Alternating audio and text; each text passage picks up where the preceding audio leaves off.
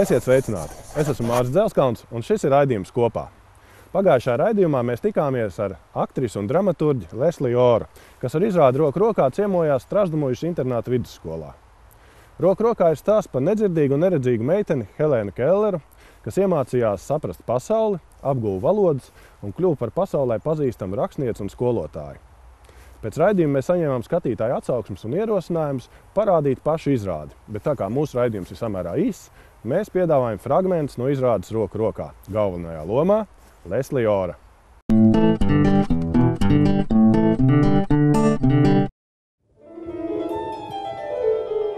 I'm the actress in the play. This is who I am. And this is how I have my hair. I'm the actress in the play.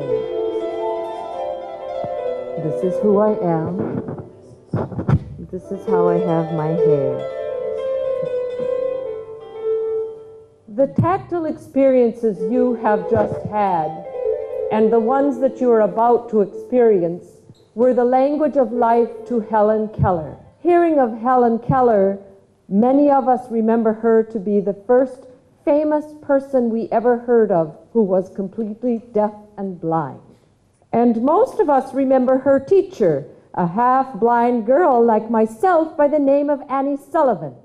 Everything had a name, and each name gave birth to a new thought.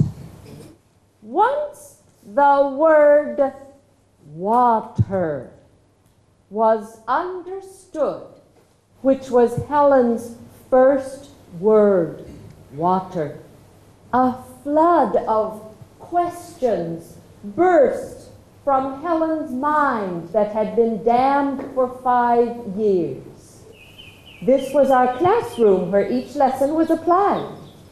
We would find something of interest and then I would explain, but not every detail so that Helen would question and learn how to inquire. Each experience gave Helen knowledge, increased her vocabulary, and awakened in her desire. Helen, this is a flower. The flower is a rose. Its color is pink. Watch out for the thorns. I'm sorry, Helen, it doesn't know. It can't think. Helen is sorry, pink rose cannot think. Wrong rose is soft. Is pink like my cheek? Why is rose pink? And what color is think? To Mrs. Sophia Hopkins, June 1887.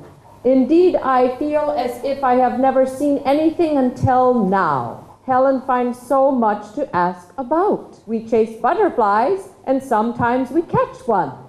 Then we sit down under a tree and talk about it. Why does rose have thorns? Why do bees sting? Can bees know when Helen is bad? Helen will be good all days. Who made bee? And who made me? To Mrs. Sophia Hopkins, June 1888. She begins to wake up in the morning and spell into her own hand. If I refuse to talk to her, she spells in her hand and carries on the liveliest conversations with herself. Why does father kill sheep? Why does Helen sleep? How did grandfather die? Did father shoot him? Will we have him for dinner? Why does not the earth fall? How do dogs know to come when they are called? Why is black the color I see? Do deaf children ever learn to speak? Does God take care of us all? How do you know I cannot understand? Have you forgotten, dear teacher, Greek parents taught their children. They let them listen to wise words, and I think they understood them. To Mrs. Sophia Hopkins, June 1889. I have found it best not to tell Helen she cannot understand, for she is sure to become excited. Where is heaven, and what is it like?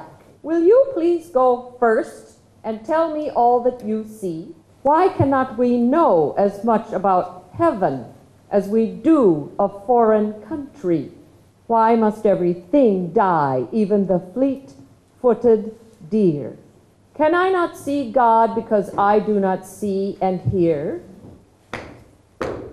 She should have been chloroformed right then and there. However, it would have been the only effective way of stopping her from thinking, but I wouldn't dare. Words indeed were popping into Helen's mind, and thoughts were springing. From her fingers, ideas began to grow as thick as the grass in the springtime through words. Words from books, and words from me, words from others, and words from friends through letters. The question was which to cultivate and which to weed out, what should be learned and what should be read. Her eagerness for learning was so intense that I feared she would count every hair on her head. Helen, why do you have to answer every letter written to you? It makes me very tired, but my friends would be hurt if I did not write them too. Helen, most of them are strangers. They are not your friends. They would not mind. You are mistaken, dear teacher. They are my friends because they write to me and think of me because they are kind. All right, you little sermonizer, go ahead and write. And while you're at it, why don't you answer my letters? Age 9, 1889, to John Greenleaf Whittier. Dear poet, I think you will be very surprised to receive a letter from a little girl whom you do not know. But I thought you would be very pleased to hear that your beautiful poetry makes me very happy. It is very pleasant to live in our beautiful world. I cannot see the lovely things with my eyes, but my mind can see them all. I love you very much because you have taught me many things about flowers and birds and people. Yes, Helen. Yes, Helen.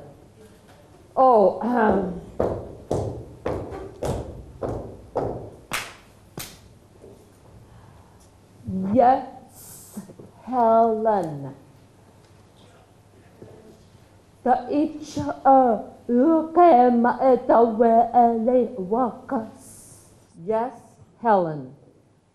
I came. Your voice really works. By the time Helen was 12, she was writing letters and talking and reading books for hours. I asked Helen once why she loved books so. She said, books are never troubled or tired like people. They will tell me over and over again what I want to know. She used to love to read stories and then write about what she had read. They invited Helen to parties. They'd say things like, "So this is Helēnu Kelleri. Would you tell her hello for me and that I adored her speech?" "Miss Sullivan, how did you ever learn to work with these people? They must be so difficult to teach." Can it be possible the almshouse has trained a teacher like Anne Sullivan? Well, that teacher Annie Sullivan controls Helēnu Kelleri's every move. I remember Annie Sullivan as a child when she came to the Perkins Institution for the Blind. She came from the almshouse. As I recall, Annie Sullivan was a little Irish spitfire. She was a terrible child. "Miss Sullivan, we just wanted to ask Helen a little question as an experiment. Helen, can you guess what color my dress is?" "Black?" "No, very close. It's navy blue." "Oh, if you knew, then why did you ask?" "What did she say?" "She said if you knew, then why did you ask?" Good night, ladies. Helen, I wish there was a study that would teach everyone how stupid they are. Helen's education was a glorious success. She graduated in 1904 with honors from Radcliffe, with the command of Greek, Latin, German, and French. She intended to become a writer and run a school from our home for the deaf-blind. But of course the public still wanted to know how she learned and would she support this or that charity. So the lecture circuit and vaudeville came into our lives. We answered questions from the stage. We went to New York, Buffalo, Montreal, Maine. Miss Kelleri, can you hear when the audience applauds? Yes, she hears with her feet. Detroit, St. Louis, Nashville, Savannah. Miss Kelleri, Do you believe that the voice of the people is heard at the polls?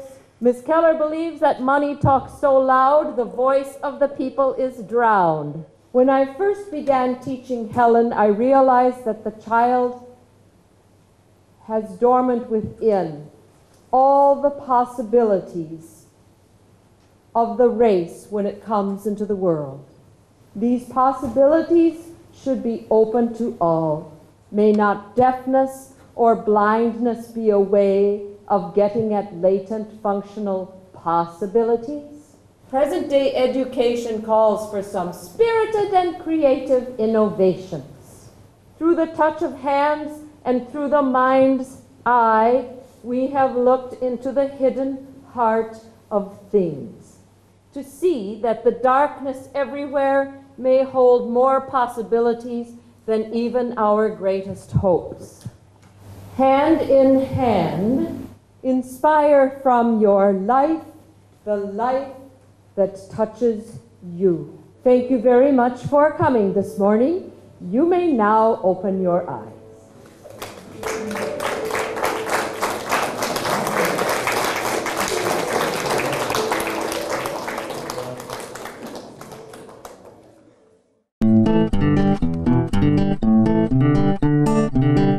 Izrādi roku rokā ir iespēja redzīgam cilvēkam iejusties situācijā, kad nekas nav redzams.